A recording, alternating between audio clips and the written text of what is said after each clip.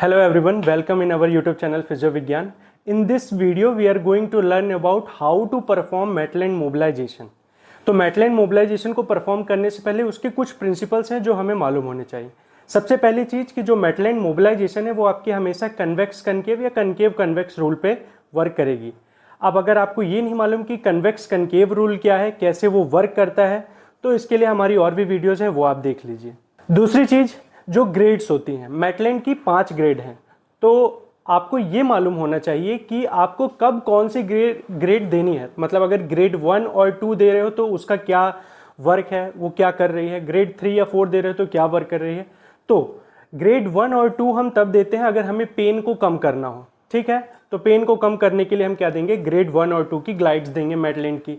अब पेन कैसे कम हो रहा है, पेन ऐसे कम हो रहा है कि जब आप ग्लाइड दोगे वहाँ पे, है ना, जॉइंट पे जब आप ग्लाइड दोगे तो जो मैकेनो रिसेप्टर्स हैं वहाँ के, तो वो मैकेनो रिसेप्टर्स क्या होंगे, स्टिमुलेट होंगे और वो क्या करेंगे, पेन को ब्लॉक करेंगे। जो हमारे ग्रेड 3 और 4 है, तो ग्रेड 3 और 4 हम किसके लिए, स्टिफनेस, जॉइंट स्टिफनेस को रिड्यूस करने के लिए, जिससे कि मोबिलिटी बढ़े, तो उसके लिए हम ग्रेड 3 और 4 को परफॉर्म कराएंगे। अब ग्रेड 3 और 4 कैसे स्टिफनेस रिड्यूस होगा, तो जो वहाँ पे गलत तरीके से फाइबर्स कनेक्ट हुए हैं उसको हम क्या करेंगे, सही मैनर में, एक करेक्ट वे में वो फाइबर्स वहाँ पे क्या हो, फॉर्म हो, उस तरीके से हम उसके लिए क्या करेंगे, ग्रेड 3 और 4 को यूज करेंगे। तीसरी जो हमारी इंपॉर्टेंट चीज़ है वो क्या है, सेट्स एंड रिपीटेशन।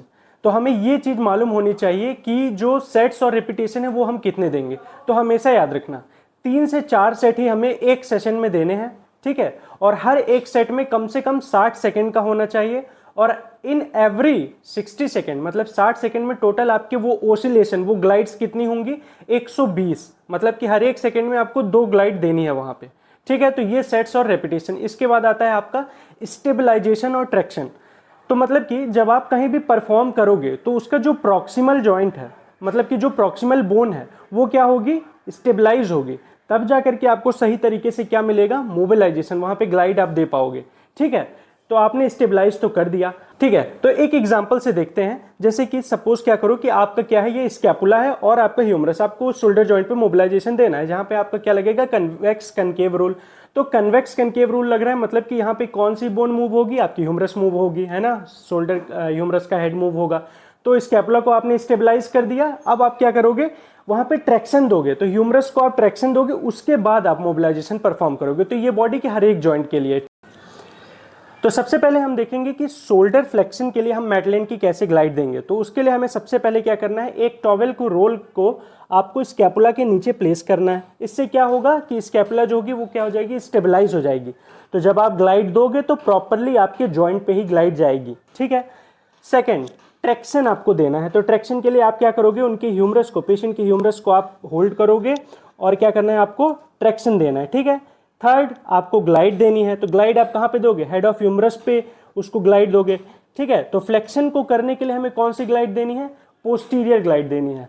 और आपका जो शोल्डर होगा वो क्या होगा, 45 degree to 50 degree around abducted होगा।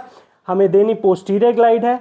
हमने क्या किया, स्कैपुला के नीचे इसको स्टेबलाइज कर दिया। अब हम यहाँ पे क्या करेंगे, ट्रैक्शन देंगे और हेड ऑफ ह्यूमरस से क्या देंगे, यहाँ पे ग्लाइड देंगे। So our next motion is extension. Shoulder extension के लिए आपको पेशेंट का पोजीशन होगा वो क्या होगा, प्रोन पोजीशन पे होगा। आपको यहाँ पे पिलो प्लेस करने, जिससे कि एक गैप मिले आपको, कि वहाँ पे ग्लाइड आप दे सको, ठीक है। अब यहाँ पे आपके शोल्डर का क्या रहेगा, 45 अराउंड 45 टू 50 डिग्री एबडक्टेड रहेगा। आपको इस हैंड से इसको पकड़ना है, ह्यूमरस को, और यहाँ पे आपको क्या करना है, ट्रैक्शन देना है। और फिर यहाँ पे कौन सी ग्लाइड देनी है आपको, एंटीरियर ग्लाइड। तो एंटीरियर ग्लाइड आप दोगे तो आपका एक्सटेंशन रेंज जो होगा वो क्या होगा, इंक्रीज होगा। हमारा जो नेक्स्ट मोशन है वो क्या है, शोल्डर एबडक्शन। तो शोल्डर एबडक्शन के लिए हमें पेशेंट की जो पोजीशन होगी वो सुपाइन पोजीशन होगी। और यहाँ पे हमको कौन सी ग्लाइड देनी है, इंफीरियर ग्लाइड देनी है, ठीक है। तो ये आपका रहेगा हैंड में, जिससे कि आप ऐसे करके इंफीरियर ग्लाइड दोगे। अब यहाँ पे हमें करना क्या है, सेम इस हैंड से मैं अपने क्या करके रखा हूँ, इनको क्या करके रखा, मैंने ट्रैक्शन दे करके रखा है। और यहाँ से मैं क्या करूँगा, ये इंफीरियर ग्लाइड दूंगा और इनका ये एबडक्शन रेंज को इंक्रीज कराऊंगा। जैसे जैसे आप, वैसे तो नॉर्मली हम किससे स्टार्ट करेंगे, अराउंड 40 डिग्री से स्टार्ट करेंगे। अब आपका जैसे जैसे रेंज खुलेगा आप क्या करोगे, शोल्डर को एबडक्ट करोगे, ट्रैक्शन दोगे और वहाँ पे मोबिलाइजेशन ग्लाइड्स आप दोगे। So the next movement is adduction. Adduction को इंक्रीज करने के लिए हमें पेशेंट को सुपाइन पोजीशन पे रखना है और यहाँ पे हमें क्या करना है, नीचे एक टॉवेल को प्लेस करना है स्कैपुला के नीचे, और यहाँ पे हमें जो ग्लाइड देनी है वो क्या देनी है, सुपीरियर ग्लाइड। तो अगर आपको एडक्शन का रेंज इंक्रीज कराना है तो आपको क्या देनी पड़ेगी, सुपीरियर ग्लाइड। यहाँ से मैंने क्या किया, इस हैंड से ट्रैक्शन दिया और यहाँ से मैंने क्या किया, ये सुपीरियर ग्लाइड मैंने दी। ठीक है, तो जैसे जैसे मैं सुपीरियर ग्लाइड दूंगा तो यहाँ पे क्या होगा, एडक्शन का रेंज इंक्रीज होगा। So our next movement is internal rotation. Shoulder internal rotation के लिए हमें करना क्या है कि आपको शोल्डर को 90 डिग्री पे प्लेस करना है। पेशेंट सुपाइन पोजीशन पे रहेगा। मैंने स्कैपुला को स्टेबलाइज करने के लिए टॉवेल को रखा हुआ है। यहाँ पे आप पेशेंट को बोलोगे और आपको ग्लाइड कौन सी देनी है, पोस्ट्रोलैटरल, मतलब कि पोस्ट्रो और थोड़ा सा लैटरल, तो जाकर के आपका क्या होगा, इंटरनल रोटेशन इंक्रीज होगा। तो यहाँ पे पेशेंट को बोलना है कि जब ये करें, जब मैं मोशन यहाँ पे ग्लाइड दूं तो उनका हैंड थोड़ा सा इंटरनल रोटेशन की तरफ होना चाहिए। तो प्लेसिंग ये होगी 90 डिग्री एबडक्टेड, हल्का सा इंटरनल रोटेशन में, और यहाँ पे मैं क्या करूँगा, अब पोस्ट्रोलैटरल ग्लाइड दूंगा। तो ये जो पोस्ट्रोलैटरल ग्लाइड है उससे क्या होगा, शोल्डर का इंटरनल रोटेशन इंक्रीज होगा। हमारा शोल्डर जॉइंट का जो लास्ट मोमेंट है वो क्या है, एक्सटर्नल रोटेशन। तो एक्सटर्नल रोटेशन के लिए हमें पेशेंट को क्या करना है, प्रोन पोजीशन पे रखना है। यहाँ पे नीचे क्या करना है, एक टॉवेल को रखना है, क्योंकि जब मैं यहाँ पे ग्लाइड दूंगा तो एक गैप होना चाहिए हेड ऑफ ह्यूमरस में, क्योंकि अगर गैप नहीं होगा तो बोन हमारी क्या करेगी, ग्लाइड नहीं करेगी। तो मैंने नीचे टॉवेल को प्लेस किया है।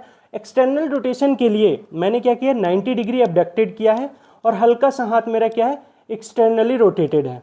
ठीक है, अब मैं क्या करूंगा, इस हाथ से अपने क्या करूंगा, ह्यूमरस से ट्रैक्शन दूंगा और यहां से मैं एंटीरियर ग्लाइड दूंगा। ठीक है, तो एंटीरियर ग्लाइड देते वक्त आपकी जो एल्बो होगी वो स्ट्रेट होगी। ठीक है, और आपको क्या करना है, जस्ट ट्रैक्शन दे करके आपको यहाँ पे क्या करना है, ग्लाइड देनी है। तो इससे आपका जो एक्सटर्नल रोटेशन है वो इंक्रीज होगा।